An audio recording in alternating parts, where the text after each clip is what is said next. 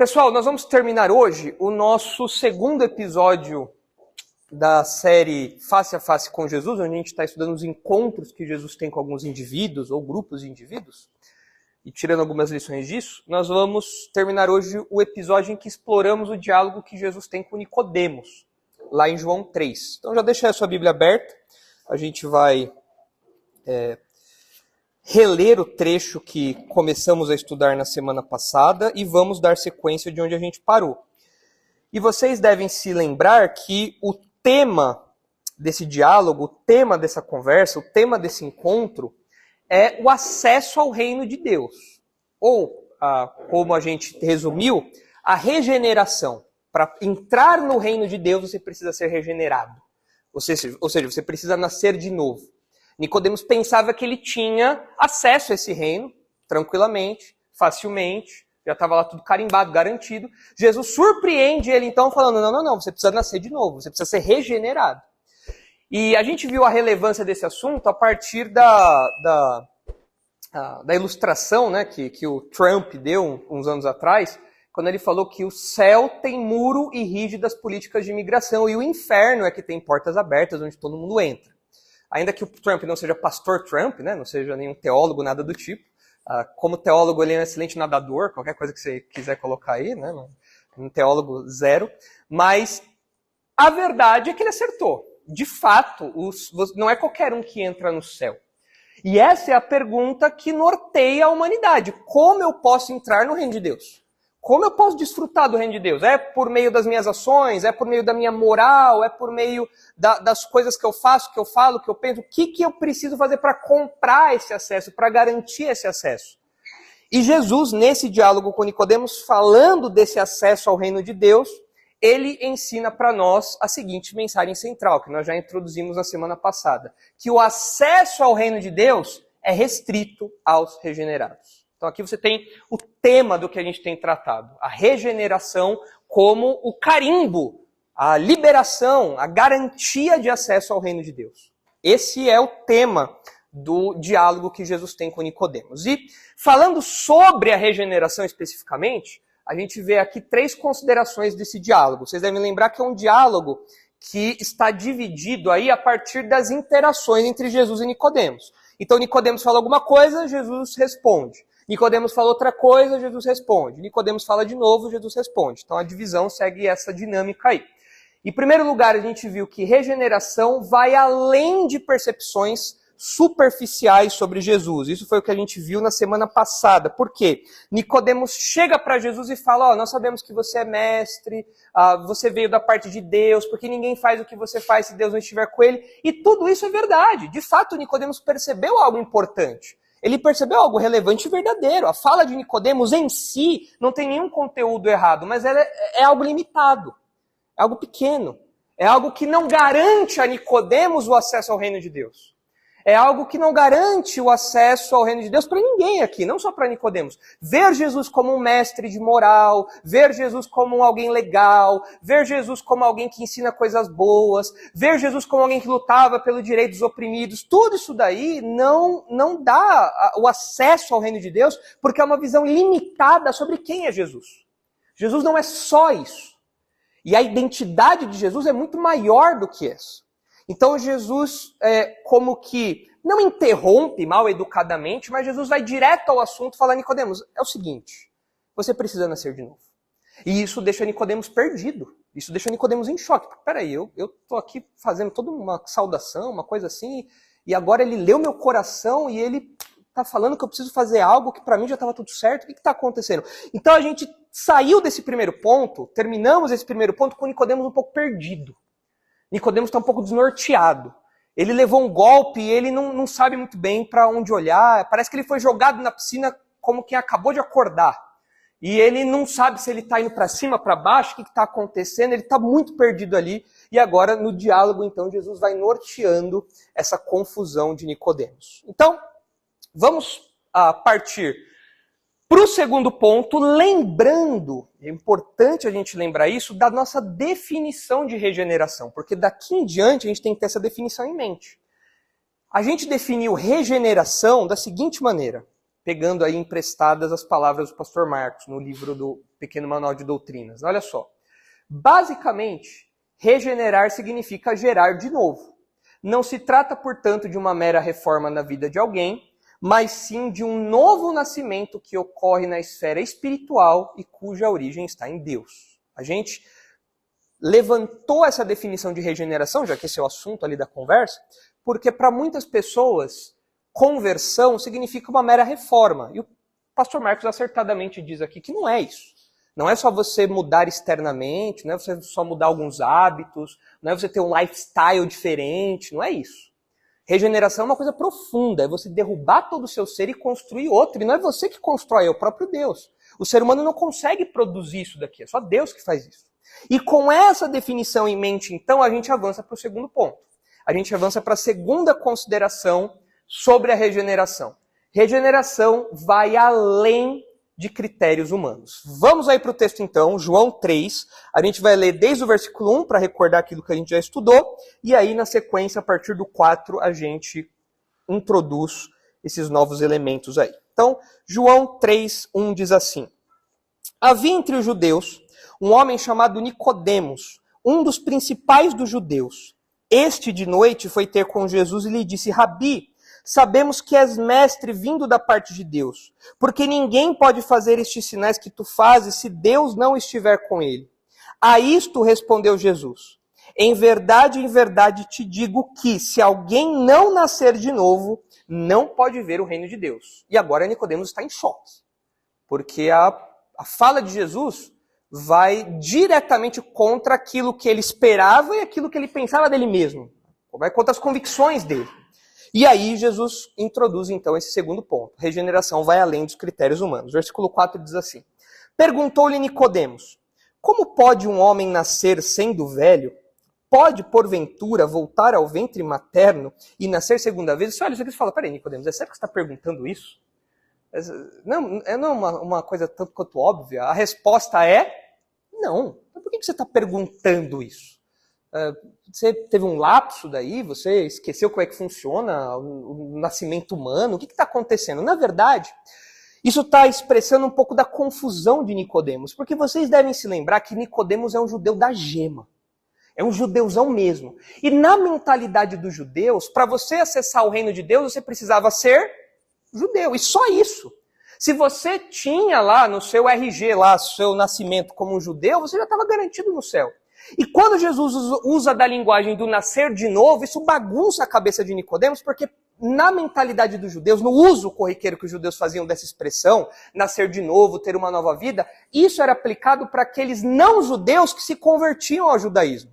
Aquela pessoa ganhava uma nova vida. E como que Nicodemos fala, peraí, nascer de novo, eu acho que tem alguma coisa estranha, porque eu já sou um judeu, eu não preciso nascer de novo, eu não preciso desfrutar de uma nova vida. Então, na cabeça de Nicodemos, já que isso era impossível dele conceber, a outra alternativa era entender que Jesus estava falando sobre nascer de novo, que também é um absurdo, nascer literalmente. E aí, Nicodemos expressa essa confusão falando, peraí, pode um homem velho nascer de novo? O texto causa essa estranheza porque é estranho mesmo. Nicodemos está perdido aqui no que ele está falando. Ele não está entendendo o que Jesus está querendo dizer. E aí o versículo 5 vem a resposta de Jesus. Vamos lá. Respondeu Jesus: em verdade te digo, quem não nascer da água e do Espírito não pode entrar no reino de Deus. Bom, Jesus está jogando com o campo de Nicodemos. Nicodemos, vocês devem lembrar, ele trabalhava com o quê? Qual era a posição de Nicodemos na sociedade? Ele era um fariseu. E ele não era qualquer fariseu, ele fazia parte do Sinédrio, o STF da época lá de Israel. E ele era lá um Xandão da... Ele era bonzinho, né? Coitado do Nicodemos, né? Ele era lá uma autoridade. Ele é um cara muito versado. Ele é um cara que conhecia o Antigo Testamento como um bom fariseu deveria conhecer. E agora Jesus, talvez a gente não perceba isso de imediato, mas Jesus joga no campo de Nicodemos. Nicodemos manja de Antigo Testamento. Então, para confirmar o ponto de Jesus, o que Jesus vai citar? O Antigo Testamento. E então Jesus relembra Nicodemos de expressões e de verdades do Antigo Testamento que já falavam sobre regeneração, sobre nascer de novo, ter uma nova mente, ser uma nova pessoa, e sobre o desfrute do reino. Porque esse é o assunto, é o acesso ao reino e a regeneração. Então Jesus lembra Nicodemos, a partir dessas expressões que ele usa aqui, de nascer da água e do Espírito, de textos do Antigo Testamento que falavam isso. E quais são os textos que muito certamente vieram na mente de Nicodemos? Ezequiel 36. Abre lá comigo.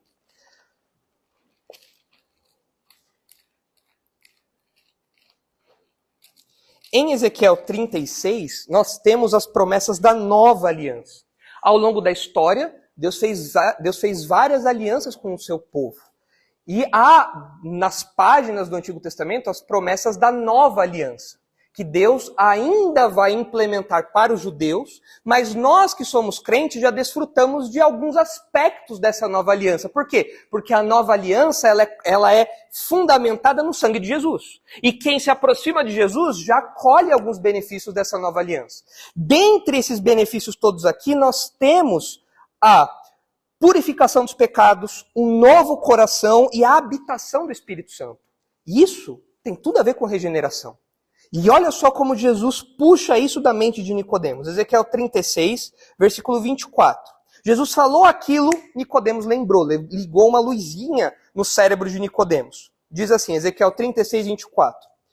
Tomar-vos-ei de entre as nações, e vos congregarei de todos os países, e vos trarei para a vossa terra. Então aspergirei água pura sobre vós, e ficareis purificados.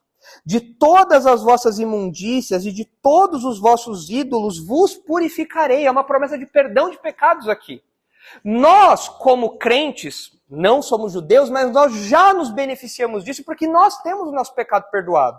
Se você é um crente, você tem o seu pecado perdoado. Não importa quão escuro, quão vermelho, quão sujo seja o seu pecado, essa água é uma água que limpa tudo, é uma água que purifica tudo, que lava o crente, que deixa ele limpo, perfeito. Não por acaso, lá no Novo Testamento, João fala que Deus é fiel e justo para nos perdoar os pecados e nos purificar de toda injustiça. E Nicodemos sabia esse texto. Então, quando falou de nascer da água, Nicodemos lembrou disso. Peraí, nascer da água tem a ver com as promessas da nova aliança. E a água tem esse papel de purificação, de limpeza, de perdão de pecados aqui. Olha o versículo 26. Dar-vos-ei coração novo, e porei dentro de vós espírito novo. Isso é regeneração. É você tirar o coração obstinado, duro, de pedra, que odeia Deus, que abomina Deus, que quer fazer tudo por conta própria, independência, que não está nem aí para as coisas de Deus. Deus arranca esse coração e põe um coração novo que pulsa por ele. Ao invés de odiar a Deus, esse novo coração ama a Deus. Ao invés de detestar as coisas de Deus, esse coração quer se aproximar mais de Deus. Isso é regeneração. Nicodemos está lembrando disso tudo aqui. Olha só. Tirarei de vós coração de pedra e vos darei coração de carne. Porei dentro de vós o meu espírito e fareis que andeis nos meus estatutos, guardeis os meus juízos e os observeis. A promessa que nós temos e que já desfrutamos de habitação do Espírito Santo veio por causa da regeneração. Não apenas nós temos agora um novo coração, mas o Espírito Santo, ele próprio habita em nós, nos capacitando a obedecer a Deus, nos capacitando a andar de acordo com a vontade de Deus. Porque sem isso, não dá. Sem a capacitação do Espírito Santo, você não consegue obedecer a Deus. Você não consegue ter uma vida reta diante de Deus. Não dá. Você vai ser no máximo um moralista, você vai ser no máximo alguém que faz uma coisa boa ou outra, mas sem a ação do Espírito Santo dentro de você, não tem como. Não dá. Por isso que é algo sobrenatural. Não por acaso mais pra frente, Jesus vai falar sobre quem é nascido do Espírito. Jesus está recordando essas verdades aqui para Nicodemos. E o versículo 28 termina. Habitareis na terra que eu dei a vossos pais. Vós sereis o meu povo e eu serei o vosso Deus. Isso daqui é uma promessa que não é para nós, porque nós não somos judeus. Quem tem a promessa de habitar a terra? Os judeus. Se você olhar seu terreninho lá de 3x10, lá falar, eu tenho a promessa. Não tem promessa nenhuma não. Se vier um pessoal do MST ali, não adianta você reivindicar promessa que não tem o que você fazer não. Chama a polícia e torce para eles virem com umas balas de borracha, porque não tem jeito. Porque nós, como crentes, nós não temos promessa de terra. Nós não temos isso. Os judeus têm. E um dia, essa nova aliança vai ser aplicada aos judeus. Quando que isso vai acontecer? Em que época da história isso vai acontecer? No milênio, no reino milenar. Quando o próprio Cristo reinar nesse mundo aqui, ele vai garantir que cada centímetro quadrado pertencente a judeus, prometido aos judeus, sejam habitados por judeus. Então, nesse reino futuro, que está reservado lá para frente, os judeus vão poder desfrutar de paz, de um novo coração. Eles vão, de fato, ter acesso ao reino. E por que é importante a gente ter esse pano de fundo, claro, que Jesus está trazendo à mente de Nicodemos? Porque quando Jesus fala aqui sobre reino de Deus, intuitivamente, às vezes nós pensamos em reino de Deus como sinônimo de céu. Existe um certo aspecto em que o reino de Deus, em algumas ocasiões, é comparado ao céu. O céu é um âmbito do reino de Deus. Claro que sim. Mas, quando o judeu pensa em reino de Deus, ele pensa no céu. O judeu, como Nicodemos, quando fala de reino, ele pensa em quê? Reino daqui. A promessa que Deus fez de ter um reino nesse mundo. Então, quando Jesus fala aqui sobre o acesso ao reino, ele fala, Nicodemos, você precisa nascer da água e do Espírito. O texto que ele está citando fala de um reino físico, não é algo abstrato. É claro que você pode pensar aqui que para você chegar ao céu, para você ir para o céu, você também precisa nascer de novo. É claro, uma coisa e outra estão ligados. Mas para você desfrutar do reino de Cristo nesse mundo, você precisa ser regenerado. Esse é o passaporte para você entrar lá. Então, aqui, nesse texto, é dessas verdades que Ezequiel está falando e Jesus está puxando essas verdades lá. Eram textos familiares para Nicodemos, mas que ele parece que não tinha conectado os pontos. E volta lá para João agora. Olha como continua, versículo 6. Bom, o que é nascido da carne é carne. Isso quer dizer o quê? Aquele que nasce fisicamente tem um nascimento meramente material, meramente físico. Você é filho do seu pai e da sua mãe. Se seu pai é loiro, sua mãe é loira, você é loiro também. Se os seus pais são altos, você vai ser alto também, e assim por diante. Quem nasce da carne é carne, nascimento físico aqui. Mas tem um outro tipo de nascimento, Nicodemos. E é esse tipo que você tem que estar esperto. Porque você já nasceu da carne, você já é um judeu, filho de judeus. Você já tem esse passaporte judaico, mas tem um outro nascimento que esse você não tem, porque você não consegue por vias naturais, por matéria, por físico. Olha só, o que é nascido da carne é carne. E o que é nascido do Espírito é Espírito, ou seja, algo espiritual, não físico. Não te admires de eu te dizer, importa-vos nascer de novo. Jesus está falando, Nicodemos, você é só judeu. Mas deixa eu te contar. Nascer judeu para entrar no reino não vale de nada. Você precisa de um outro nascimento, que esse não tem nada material que possa te ajudar com isso. É um nascimento de ordem espiritual, é diferente. É diferente disso. Para um judeu da gema, como eu falei, que era o caso de Nicodemos, nascer judeu era o suficiente, mas esses critérios são insuficientes. Por quê? Porque regeneração vai além de critérios humanos. Isso é um critério humano. Você nasceu na família tal, você nasceu na cidade tal, você nasceu no país tal, você tem o passaporte mais poderoso do mundo. Entre os países agora você tem o passaporte italiano, que é um dos mais poderosos do mundo, o americano, enfim. Você pode pensar, isso é suficiente para acessar o reino de Deus. Não é. O passaporte mais poderoso do mundo não é suficiente para fazer você acessar o reino de Deus. Porque são coisas humanas, são critérios humanos. A sua família, a sua ascendência, a sua ascendência dentro da igreja. Eu sou bisneto do pastor fulano, que teve o filho Beltrano, que era o bisneto do Trigo. Isso aí não tem relevância nenhuma para você acessar o reino de Deus. Não existe essa coisa por tabela. Não existe isso. Regeneração transcende esses critérios humanos aí. Por quê? Porque isso é material. Filho de quem você é algo material. E olha só o que o próprio João disse quando ele abriu o evangelho lá em João 1. Ele já falou sobre isso. João está reforçando algo que ele já apresentou lá no comecinho do seu evangelho. Olha aí o que diz João 1:12. Ele fala que para entrar nesse reino você precisa ser filho de Deus. Você pode ser filho do João, filho da Maria, filho do José, filho do Paulo, filho do Gilberto. Pode ser filho de quem você quiser aqui. Quem você quiser não, né? Não dá para você ser filho de quem você quiser. Mas depois, enfim, você pode ser filho de qualquer um. Mas, para entrar no reino, você precisa ser filho de Deus. é a única filiação que te dá esse passaporte. E como obter esse acesso? Olha o que diz aí João 1,12.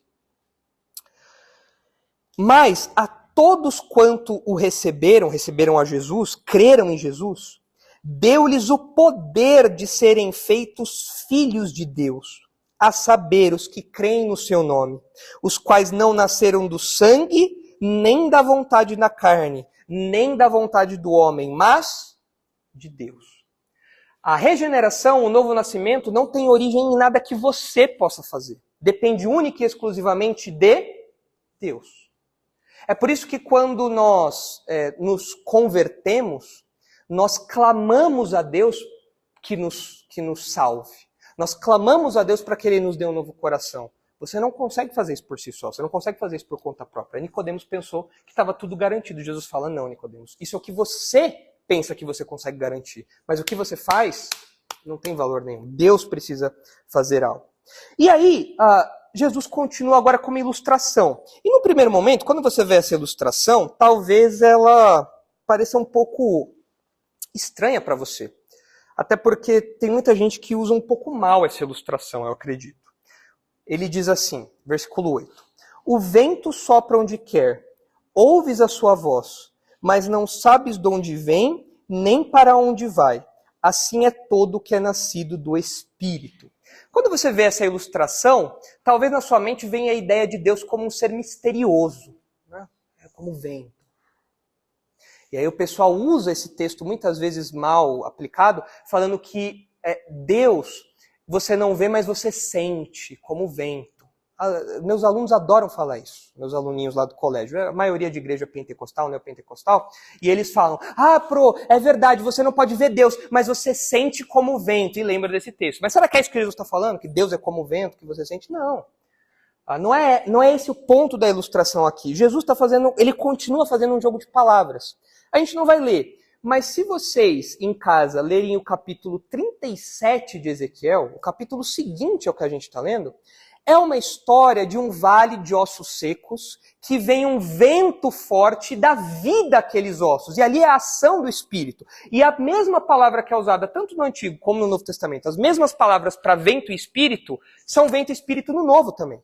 Então há um trocadilho aqui. Quando Jesus fala de vento, quando fala de pneuma, pode ser vento, ou pode ser vento e espírito.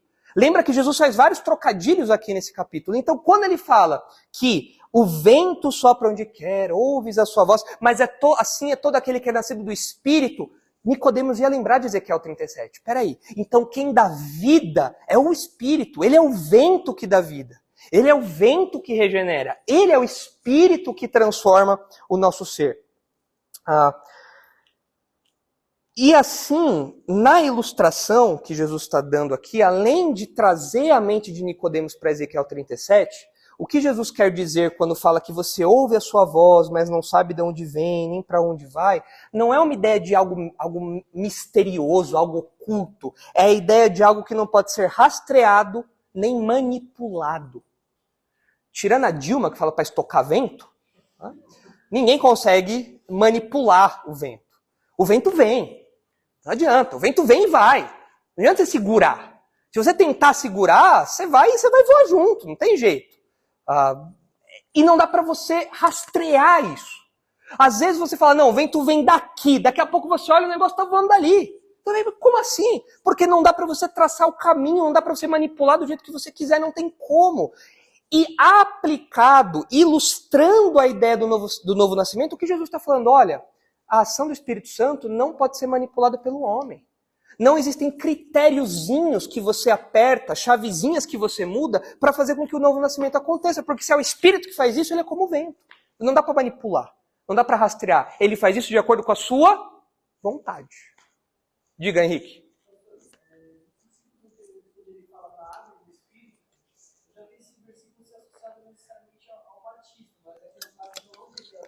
Não. Isso, é Ezequiel, não é o batismo. Já existiu o batismo de João, mas quando Jesus fala água e espírito, essa figura na mente do judeu era Ezequiel, porque era uma promessa, era uma coisa que estava na mente deles. Então, não era aqui uma referência ao batismo, de ser batizado e tudo mais. Não era isso, ainda que João Batista já estivesse fazendo isso. Mas na mente de um judeu João da gema, como Nicodemos, que conhecia o Antigo Testamento, era o texto de Ezequiel que vinha em mente, pelo que a água representa naquele texto de purificação e pela ação do Espírito Santo dando um novo coração e habitando nos servos de Deus, certo? Então, é por isso que Jesus aqui dá essa ilustração do vento, mostrando isso. E a gente percebe aqui, então, nesse segundo ponto, que a regeneração vai além de critérios humanos, a gente percebe que encontrar-se com Jesus, como Nicodemos fez aqui, nos faz perceber que raças, privilégios, status e heranças são insuficientes para garantir o acesso ao reino de Deus. Tem gente que pensa que por ter nascido numa família centenária na igreja, essa pessoa já nasceu crente. Filho de crente, crentinho é. Mentira. Seus pais podem estar aqui na igreja há décadas. Se você não for alvo da ação de Deus, você não vai entrar no reino de Deus. Não nutra qualquer esperança de salvação por tabela. Ah, meus pais são fiéis, eu vou para o céu. Não vai. Ah, eu vou desfrutar do reino porque os meus pais já garantiram isso para mim. Ninguém garante isso para você. Você precisa nascer de novo. Olha só como o apóstolo Paulo lidava com as credenciais humanas dele, lá em Filipenses 3. Olha só.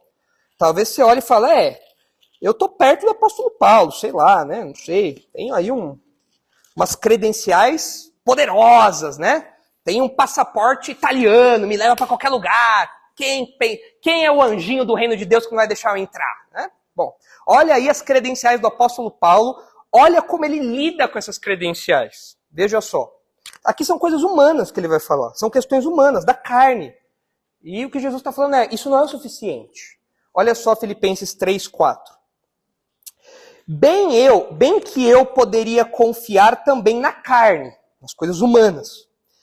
Se qualquer outro pensa que pode confiar na carne, eu ainda mais. Agora vem o LinkedIn do Paulo aqui. Olha só. Circuncidado ao 8º dia, coisa de judeu da gema, né? Da linhagem de Israel, da tribo de Benjamim, hebreu de hebreus. O cara é forte. O cara é uma máquina judaica. Uma máquina judaica. Olha só.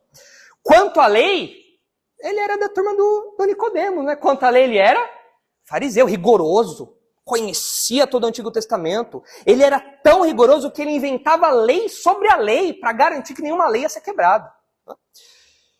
Quanto ao zelo pelo judaísmo, perseguidor da igreja. Ele matava a cristãos, perseguia, prendia, matava. Quanto à justiça que há na lei, irrepreensível. Acho que ninguém aqui conseguiria ser tão zeloso como Paulo. O cara era imparável. O cara era irrepreensível no compromisso dele com o judaísmo. Agora, olha todas essas credenciais o que viraram para ele. Mas o que para mim era lucro, e ele se gabava disso. Chegava nos lugares, quem é aquele? É o Rabino Paulo. Por favor, né? O que para mim era lucro, isto considerei perda por causa de Cristo. Sim, deveras considero tudo como perda, por causa da sublimidade do conhecimento de Cristo Jesus, meu Senhor, por amor do qual perdi todas as coisas e as considero como refúgio para ganhar a Cristo. Paulo considerava tudo isso como lixo. Sabe a minha ascendência nobre? Isso não tem valor nenhum. Sabe o meu zelo pessoal pelas coisas de Deus? Isso não tem valor nenhum. Sabe os meus anos de estudo na escola de Tarso, aos pés de Gamaliel depois? Sabe tudo isso? Sabe o valor que isso tem para eu acessar o reino de Deus? Zero. Nada. Nulo. E ele fala, eu troquei tudo isso por Jesus. Porque só por meio dele há acesso ao reino de Deus. Paulo entendeu isso. E parece que Paulo não foi o único fariseu que entendeu isso. Talvez Nicodemos, muito provavelmente Nicodemos também tenha entendido isso, visto como ele progride no Evangelho de João. Mas como eu falei, muitos acreditam que o acesso ao reino está garantido porque os pais são crentes antigos, porque fazem boas ações, porque frequentam a igreja todo final de semana, vem no Darash, vem no EBD, vai na classe de novos membros, vem no culto da noite, vem no culto de quarta-feira, vai no evangelismo e tudo mais. Fala, não, eu estou garantindo minha entrada no reino. Coisas da carne, coisas materiais. Isso não é suficiente. Esse é o diálogo que Jesus está tendo com Nicodemos. Esse é o choque que Jesus está dando em Nicodemos. A ação do Espírito, como Jesus diz, é como o vento. Não dá para ser manipulada e nem rastreada por atividades humanas. E se você ainda crê que você consegue manipular esse passaporte para entrar no reino de Deus, você precisa clamar para que o sopro do Espírito vente na sua vida e regenere, te dê um novo coração. Diga, Brenner. No final do livro do Peregrino, ele dá um exemplo disso, eu não sei se tem a ver, mas Diga. que o Peregrino, junto com o amigo dele, ele passa o riacho, que estava impedindo ele de entrar na cidade celestial, só que o outro não chega, ele pega um barco, só que ele não tinha um convite, que seria exemplificando a salvação. Mas ele meio que deu a credencial dele. Eu bebi e comi como um rei. Só que ele não entrou, ele foi jogado pelo abismo. Seria algo... Eu não lembro de toda a simbologia que o John Bunyan usa, né? Mas pelo que você está descrevendo, acho que é essa a ideia mesmo. São pessoas que tentam dar carteirada, né? Chega lá no anjinho lá com o capzinho lá de passaporte, próximo, ó, vem ver lá. Ó, eu andei com o Brenner, cara. Eu era amigo do Renilton, entendeu? Cara, fariseu dos fariseus, sei lá, né? O cara era... Eu tenho autorização para entrar aqui, não tenho? Não vale de nada. Então é isso que Jesus está ensinando para Nicodemos. E cada um tem que se avaliar aqui. O vento do Espírito já soprou na vida de vocês? Vocês já são novas criaturas? Ou vocês ainda acreditam que o acesso ao reino depende de alguma coisa que você faz? Ou que você seja? Porque se esse é o caso, você está na mesma posição de Nicodemos. Igualzinho, não muda nada. Então por isso que Jesus está ensinando, né? Regeneração vai além de critérios humanos. Mas olha os últimos versículos agora. Olha como continua esse diálogo e veja aí que regeneração vai além de conhecimento religioso, que tem tudo a ver com Nicodemos, que era um cara da religião, era um cara do judaísmo, um cara que tinha conhecimento disso tudo. Olha só. Então lhe perguntou Nicodemos, como pode suceder isso? Parece que Nicodemos ainda não entendeu o negócio, né? Nicodemos ainda está pensando, Nicodemos, não está entendendo, cara? Você quer que Jesus pegue uma lousa e desenha para você? Porque Jesus já explicou, já ilustrou, deu a base bíblica, você não está pegando ainda. Mas lembra, Jesus está dando um choque no mundo de Nicodemos. Tudo que Nicodemos acreditava desse judaísmo pervertido está sendo destruído por Jesus. Nicodemos está mais perdido que um cego de tiroteio. Ele não está entendendo as coisas, ele não está sabendo o que fazer ali. Ele fala, mas como? Como o Espírito pode vir? Como alguém pode acessar o reino? Como alguém pode nascer de novo? O que é isso? Acudiu Jesus. Tu és mestre em Israel e não compreendes estas coisas. Eu adoro essa fala de Jesus aqui. Adoro isso aqui que Jesus fala. Parece aqui, pelo modo como o texto está construído, parece que Nicodemos era um mestre de destaque. Ele já era do Sinédrio e tudo mais, mas parece que especificamente essa fala de Jesus, tu és mestre em Israel, talvez ele tenha você é o mestre em Israel, você é um dos caras de influência aqui, e você não compreende isso que eu acabei de falar, Nicodemos? Você não sabe de verdades tão básicas. Eu enquanto lia isso que Nicodemos, esse diálogo aí, eu me lembrei de várias tirinhas que tem de entrevista de emprego, sabe? Onde a pessoa fala que ela é fluente, né? Nível de inglês avançado, hello, Kitty. Esse é o Nicodemos. Nicodemos, qual é o seu nível de Bíblia? Avançadíssimo, nascer de novo, pã. Tela azul. O cara bloqueou. Eu me lembro quando eu trabalhava numa agência pequenininha, que tinha um processo seletivo acontecendo acho que era um jornalista, para uma vaga de jornalismo. E chegou lá o rapaz, eu não lembro se era um rapaz ou uma moça, mas chegou a pessoa lá e assim, no currículo, a pessoa era, né, assim, ela e o William Bonner devia ser ali pau a pau, né? Ela tava, não sei porque ela estava tentando vaga numa agência pequena, né, mas... E ela chegou lá e perguntaram para ela alguma coisa, você sabe fazer isso, aquilo, tal? Não, eu sei escrever textos, eu sei, não. Por favor, você não viu meu currículo? Por favor, né? Tá bom, tem um computador ali, pode sentar ali, tá? Então você vai escrever uma reportagem com título, o lead, aquela coisa toda, a estrutura do jornalismo lá, né? A pessoa sentou, o entrevistador foi embora, a pessoa sentou no computador, olhava para os lados assim... E aí eu acho que ela, se não me falha a memória, ela virou pro jornalista que sentava atrás dela, que já era funcionário, e falou, vem cá, o que é um lead mesmo? E aí, meio estranho, né? Eu não era da minha sala, eu só lembro dessa história, né? Vagamente. Mas se não me falha a memória, essa pessoa do nada ela levantou e foi embora. Por quê? Ela se vendia como uma expert em jornalismo. E na hora do vamos ver, nada. É o Nicodemos aqui. Ele era um cara que manjava do Antigo Testamento.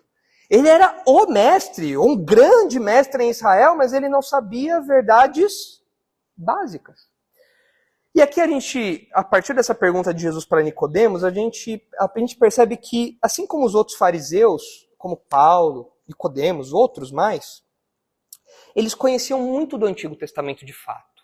Tanto que Jesus cita o Antigo Testamento para confirmar aquilo que ele está falando. Mas eles não tinham a iluminação do Espírito Santo. Então eles não conseguiam entender a profundidade, a verdade completa daquilo que eles estavam lendo. Eles conheciam as letras. Eles sabiam de cor aquilo. Mas eles não sabiam o que aquilo significava. Eles não conseguiam entender aquilo. Olha só o que diz aí João 5. Olha o retrato que Jesus faz dos estudiosos da época.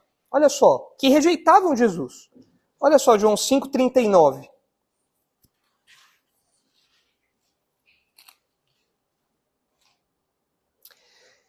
Examinais as Escrituras, porque julgais ter nelas a vida eterna. Ou seja, vocês estudam a Escritura, estudam o Antigo Testamento, porque vocês acreditam que o caminho para a salvação está ali. E veja só, e são elas mesmas que testificam de mim. Então, de fato, a Bíblia fala sobre a salvação, mas elas falam sobre a salvação porque elas apontam para alguém, apontam para Jesus. Versículo 40. Contudo, não quereis vir a mim para terdes vida. Vocês estudam, pega comentário bíblico, pega o comentário do rabino, vocês vão lá, abre a escrivaninha de vocês, pega a caneta, pega o papiro, escreve tal e pregue tudo, mas tudo aponta para mim. E vocês não vêm para mim para ter vida. Eles sabiam muito, mas eles não entendiam a verdade, eles não tinham os olhos abertos para entender o que estava ali. Era uma cegueira. Eles estavam com o texto diante deles, mas eles não viam aquilo. Eles não compreendiam aquilo. Eles não tinham acesso àquilo. É por isso que a gente precisa da ação do Espírito Santo na nossa vida. Olha só o que diz aí 1 Coríntios 2.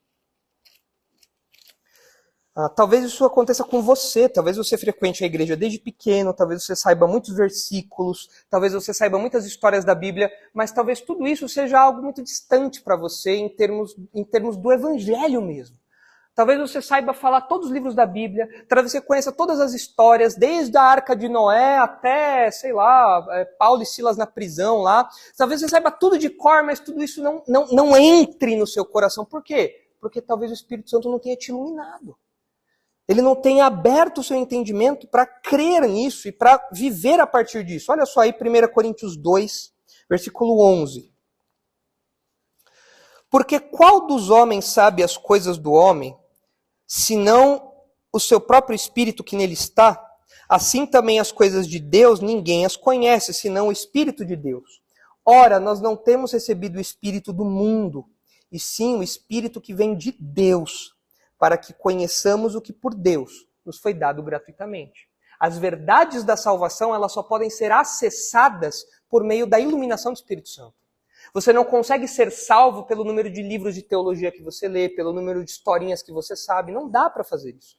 É o Espírito Santo que tem que pegar tudo isso e fazer com que isso mude de fato dentro de você, com que isso transforme de fato o seu interior. Mas Nicodemos era mestre nisso tudo e não sabia essa verdade. Agora aqui, deixa eu abrir um parênteses que eu acho que a gente aprende a partir de um princípio interessante aqui, né? Bom, Nicodemos era um homem muito versado, muito conhecedor ali e tudo mais, era um homem sábio, né? E Jesus questiona o conhecimento dele. Fala, peraí, Nicodemos, você manja tanto e você não sabe essas coisas tão básicas assim, né? Você não sabe o arroz e feijão? Você cozinha pratos, usando a linguagem aí do trabalho aí do GEL, né? Você cozinha pratos mirabolantes, faz hambúrguer com trufa, aquela coisa toda, e você não sabe fazer um miojo, meu? Tipo, uma coisa tão complexa assim. Esse questionamento de Jesus é interessante porque encontrar-se com Jesus revela a nossa ignorância. O quão pouco a gente sabe. Tá?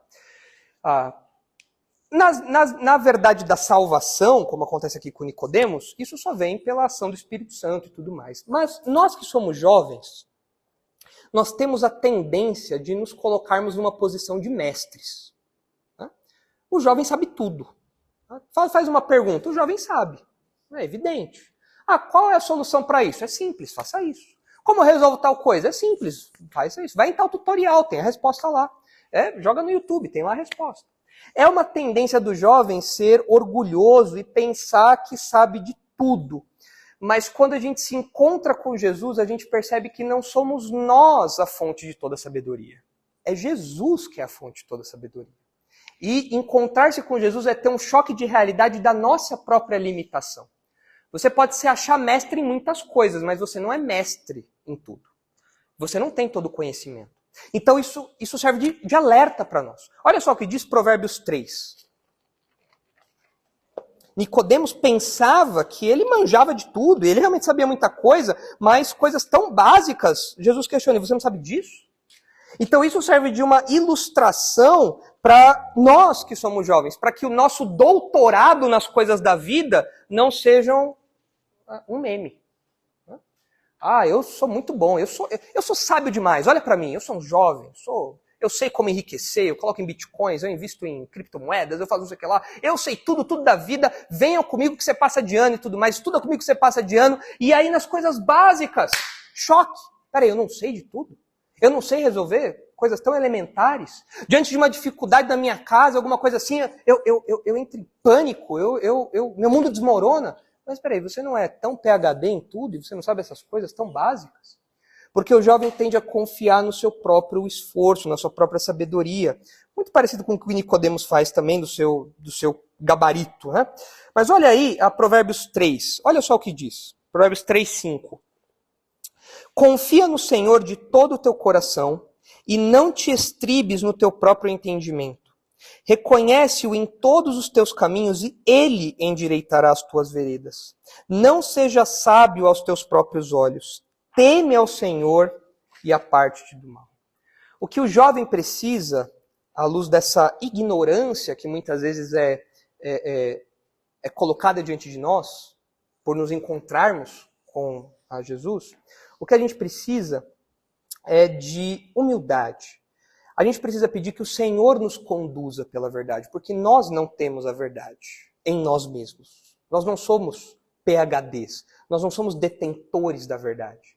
A gente pode ter muito conhecimento de muita coisa e olhar para isso como pessoas detentoras de um doutorado da vida, mas a gente precisa que o Senhor nos tome pela mão como criancinha e nos conduza pela verdade. Olha só, por exemplo, o que diz o Salmo 119. Vire aí um pouquinho de Provérbios, vá para Salmos e veja aí o Salmo 119, versículo 18. Olha só.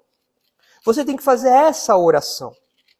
E não confiar na sua própria sabedoria, no seu próprio conhecimento, achando que você sabe tudo, que você pode tudo, que você tem todas as formações e credenciais possíveis aí. Você tem que admitir a sua ignorância diante da sabedoria de Deus, diante da mente do Senhor, diante das coisas da vida. Olha só aí, Salmo 119, 18. Desvenda os meus olhos para que eu contemple as maravilhas da sua lei. Olha o 125 agora. Sou teu servo, dá-me entendimento para que eu conheça os teus testemunhos. É uma oração que é feita aqui. Olha agora Efésios 1. Efésios 1, 17.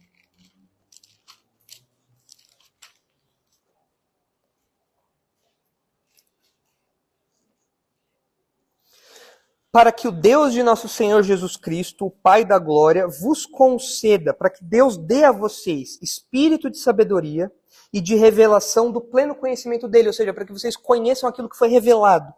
Iluminados os olhos do vosso coração, para saberdes qual é a esperança do seu chamamento, qual a riqueza da glória da herança dos santos, e qual a suprema grandeza do seu poder para com os que cremos, segundo a eficácia da força do seu poder. Ou seja, para que você tenha noção disso tudo, da esperança para a qual nós somos chamados, da riqueza da glória da nossa herança, e da grandeza do poder de Deus, tudo isso você precisa que Deus te dê entendimento disso tudo. E nós, como jovens, tendemos, por isso que Provérbios foi escrito com foco jovem, a apoiar na nossa própria sabedoria. Eu sei de tudo, eu manjo tudo, eu tenho os caminhos, eu tenho as fórmulas, eu tenho os códigos, eu tenho os acessos, eu tenho os atalhos, eu sei de tudo. Então, qual que seria a nossa postura adequada, ao invés de confiar nessas coisas? Seria a gente, em primeiro lugar, reconhecer a nossa fraqueza e a nossa incapacidade de ter tudo isso em mente. É você olhar para você mesmo e falar, eu não sou capaz de lidar com essas coisas. Eu, por mim mesmo, não sou capaz. Eu, por mim mesmo, eu tenho a mente fraca, eu tenho o coração fraco, eu tenho pouca sabedoria, eu não sou capaz. A partir do momento que você se levanta como o bonzão, eu vou olhar para você e falar, Nicodemos, você por aqui? Você que sabe lidar com todas essas coisas, você que é o bonzão, deixa eu te dar um choque de realidade. Você é mestre e você não sabe coisas tão básicas? Você tem que reconhecer que você é incapaz, que você é pequeno, que você é fraco, que você depende de Deus. Isso te leva a uma vida de oração. Vai prestar vestibular. Senhor, qual a direção que eu devo ir? Qual faculdade que eu vou? Qual o curso que eu devo ir? Senhor, eu quero namorar, eu quero me casar. Qual direção eu devo ir? Isso é o mais sábio, isso é o mais correto. O momento é o adequado. Não adianta você só colocar a sua vida na planilha e falar, não, agora o mestre do Excel, aqui ó, por A mais B, agora é a hora. Você é mestre em Excel e não sabe coisas tão básicas assim?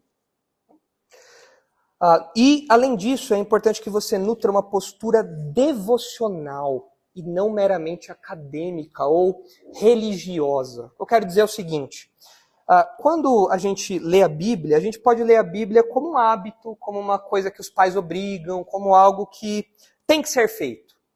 Mas a partir do momento que eu sei que eu sou incapaz e que eu não sou mestre de coisa nenhuma, apesar de achar que eu sou muito bom, e que na Bíblia eu tenho as direções para as coisas que eu preciso, eu leio aquilo esperando que aquilo entre na minha vida. Aquilo entre no meu coração, aquilo mude a minha mente, aquilo me dê norte, aquilo me dê luz para os meus caminhos. É essa a diferença de postura que a gente tem que ter. Mas fecha parênteses aí, voltando para o diálogo aí de Jesus com Nicodemos. Então, talvez você se ache aí mestre em coisas da vida, alguém extremamente maduro e tudo mais. Baixa a bola, lembra que encontrar-se com Jesus expõe a nossa incapacidade, a nossa ignorância em coisas que nós pensamos saber, mas na verdade, se não for a graça de Deus, a gente nunca saberia.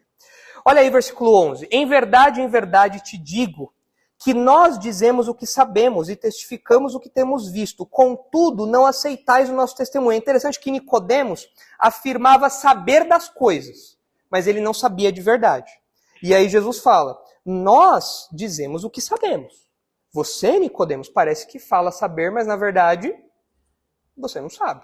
Você acabou de mostrar que você não sabe. É uma inversão que acontece aqui.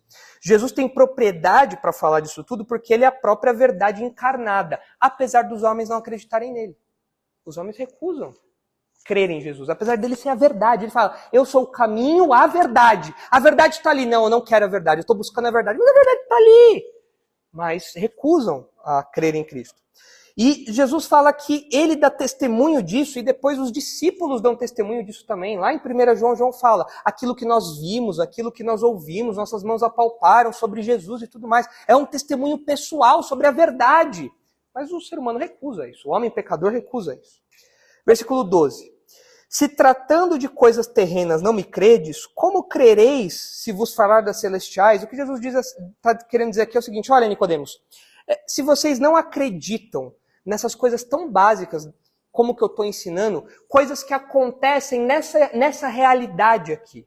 O reino é do futuro. Existem verdades teológicas que são complexas, que transcendem o nosso entendimento. Mas entender que você precisa nascer de novo, eu estou usando uma ilustração do dia a dia. Como eu posso falar de coisas mais complexas se você não acredita nas coisas mais básicas? Como eu posso te ensinar a fazer um crème brûlée se você não sabe fazer nenhum ovo cozido? Como posso? Não dá. Você precisa primeiro crer no fácil, para então crer no complexo. Você precisa crer no que eu estou te falando sobre a regeneração, que é algo que se processa aqui agora, para que então você creia em outras coisas. para que você creia em coisas mais complexas, para que você então creia nas verdades da eleição, para que você creia nas verdades da soberania de Deus, para que você creia nas... Enfim, é infinito, mas você precisa desse primeiro passo, desse arroz e feijão. Não tem como, é básico, você precisa dessa papinha primeiro. Versículo 13.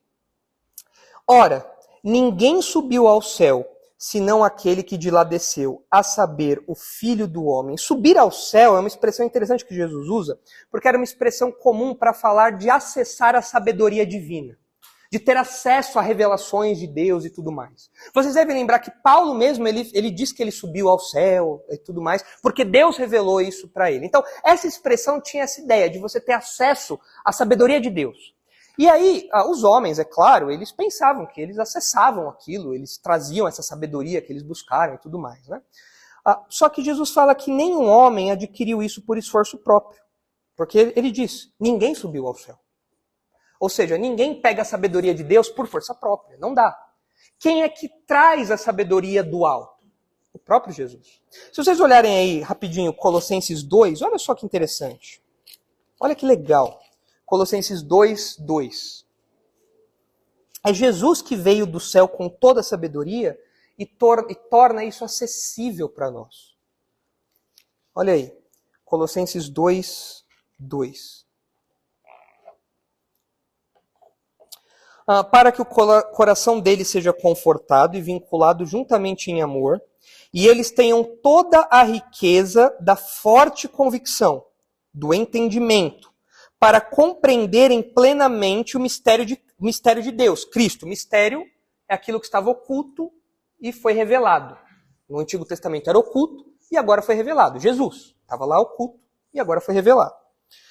E em quem todos os tesouros da sabedoria e do conhecimento estão ocultos. É Jesus que tem todos os tesouros da sabedoria e do conhecimento. É Ele que é o detentor disso tudo. E é Ele que distribui isso aos homens. E por que é importante você lembrar do versículo 13 e lembrar dessa verdade aqui de Colossenses? Porque a verdadeira sabedoria, o verdadeiro conhecimento da verdade vem de cima para baixo e nunca de baixo para cima. É Deus que revela a realidade, é Deus que revela a verdade, não é o homem que galga isso por esforço próprio, que chega a essas convicções por esforço próprio. Não dá. É Deus que precisa trazer essas realidades para nós e distribuir essa sabedoria para a gente. E é importante você lembrar disso porque hoje em dia tem um monte de coach aí querendo explicar os mistérios do universo, da metafísica, como se eles próprios tivessem descoberto os códigos, os drives. Os drives de conhecimento e tudo mais. E você vê o vídeo lá, o seguinte, se você quiser ter sucesso na sua vida, você tem que acordar às 5 da manhã, tomar banho gelado, comer tal coisa e tal. E nada de andar de busão, porque isso aí atrai principalmente pobreza. Aluga uma Ferrari pra andar, porque eu desbloqueei o código e eu tô vendendo isso pra vocês aqui agora. Por quê? Porque ele fala que ele acessou esse conhecimento e agora ele tá dando isso pra você. Pela bagatela de 8, 9 mil reais, você compra lá o curso e você tem acesso a essa prosperidade toda. Isso nos níveis mais extremos. Mas a gente conhece pessoas, né, na escola, na faculdade, que acham que pela experiência de vida delas, por aquilo que elas sabem da vida, por aquilo que elas sabem do que elas já estudaram, elas acessaram níveis de sabedoria que elas subiram ao céu e você não. Você está aí. E você precisa, de algum modo, aprender com ela e tudo mais. Você, como crente, vai falar, não, desculpa. A sabedoria é sempre de cima para baixo. E não de baixo para cima. E se você está falando essas groselhas todas, então você não sabe de nada. Você é mestre e não sabe disso? Você acorda às 5 da manhã, toma banho gelado e não come ovo porque faz mal, sei lá. E você acha que isso é sabedoria? Nada a ver. Viagem. Como essas pessoas todas, elas podem se guiar por isso? Né? Não tem como. Porque elas querem atingir as grandes verdades do universo sem ter conhecimento daquilo que é mais elementar. Você precisa nascer de novo. E é por isso que cada um de vocês aqui, se vocês já nasceram de novo, vocês têm mais propriedade para falar da verdade do que qualquer incrédulo com PhD. Não se intimidem com isso. O meu professor da escola, ele tem um PhD, ele é ateu, e eu sinto medo de debater com ele, de falar com ele, porque ele é muito inteligente. Ele acha que ele acessou as verdades da metafísica. Não, Ele não subiu até o céu. E ele não sabe o básico. Ele não sabe que ele precisa nascer de novo. Então você se reveste de coragem e fala, eu sei que eu precisei nascer de novo. E você precisa saber que você tem que nascer de novo também. O seu PhD não vale nada, os livros que você leu sobre ateísmo não valem nada, os seus argumentos não valem de nada, você precisa nascer de novo. E eu corajosamente falo isso porque eu sei dessa verdade, porque Deus revelou isso para mim. Porque é de cima para baixo e nunca de baixo para cima. Deus me mostrou isso. E aí os versículos 14 e 15, Jesus termina o diálogo, citando um outro exemplo do Antigo Testamento. A gente não vai entrar em detalhes aqui, mas é um episódio conhecido de Nicodemos que apontava para Jesus. O texto diz: e do modo por que Moisés levantou a serpente no deserto, assim importa que o Filho do Homem seja levantado, para que todo o que nele crê tenha vida eterna. Isso está lá em Números 21, é o episódio em que os israelitas eles eram picados por cobras, e Moisés faz então ali uma cobra de bronze, e aqueles que olham para a cobra erguida, eles então são curados. Jesus pega essa ilustração e fala, assim como a cobra lá atrás trouxe salvação para quem olhava, para quem olhar para Jesus crucificado e glorificado, aqui ser levantado tem essas duas ideias em João, ser levantado como ser crucificado e glorificado, quem olhar para Jesus tem a vida eterna. É isso que ele diz aqui. Era uma passagem conhecida para Nicodemos, ele fala, olha Nicodemos, assim como aconteceu lá, você tem que olhar para Jesus agora. Você precisa olhar para mim, para que você tenha a vida eterna. E aí a gente não vai continuar o diálogo, mas parece que João, ele ele muda a marcha sem que nós sintamos. Ele sai da conversa e ele mesmo coloca algumas verdades como autor do livro. E aí o versículo 16, vocês conhecem, é o versículo áureo de evangelismo. Porque Deus amou o mundo de tal maneira que deu seu Filho unigênito, para que todo aquele que nele crê não pereça, mas tenha vida eterna. Será que isso fazia parte da conversa com Nicodemos? A gente não sabe, porque João não nos avisa. Mas parece que há uma pequena interrupção e a gente tem uma reticência. E aí, o que deu a conversa? Nicodemos! A gente só vai ver o Nicodemos mais para frente, no Evangelho de João, pelo menos mais 2 vezes, onde parece que ele entendeu tudo isso, ainda que não tenha expressado isso de forma tão grandiosa assim. Mas está aí então, o texto está todo explicado. O acesso ao reino de Deus é restrito aos regenerados. 3 considerações sobre a regeneração. Regeneração vai além de percepções superficiais sobre Jesus. Regeneração vai além de critérios humanos. E regeneração vai além de conhecimento religioso. Ele era mestre em Israel, mas ele não sabia coisas tão básicas. Porque não basta você manjar de verdades profundas e tudo mais, se o Espírito Santo não atuar no seu coração, na sua mente. E eu espero que todos vocês aqui já desfrutem disso, porque é algo que realmente é realmente uma transformação completa em tudo que nós somos, na nossa identidade, nos nossos gostos, naquilo que a gente fala, naquilo que a gente ouve, naquilo que a gente é. Regeneração é isso. E se você não tem certeza ainda se você é um regenerado ou não, reflita sobre isso. Leia esse texto depois de novo em casa. Se você chegar à conclusão que você ainda não é um regenerado, ore para Deus. Senhor, me regenera. Deus sempre responde essa oração. Ele sempre regenera aqueles que pedem para nascer de novo. É uma oração que Deus sempre atende positivamente. E então você vai ter acesso ao reino de Deus e a gente se encontra lá. Eu vou estar provavelmente nadando em algum lugar, fazendo alguma coisa lá. Mas você me procura no jet ski lá, eu vou estar lá no reino de Deus. Eu não vou estar no Brasil, tá? O reino de Deus, o reino de Jesus vai ser bem grande, né? Eu vou aproveitar por viajar bastante coisa aí, tá? Mas eu já tenho passaporte. Você tem que garantir o seu. Tendo a convicção aí de que você crê no Evangelho que Jesus apresentou aqui para Nicodemos. Beleza? Questões sobre esse texto? Kevin?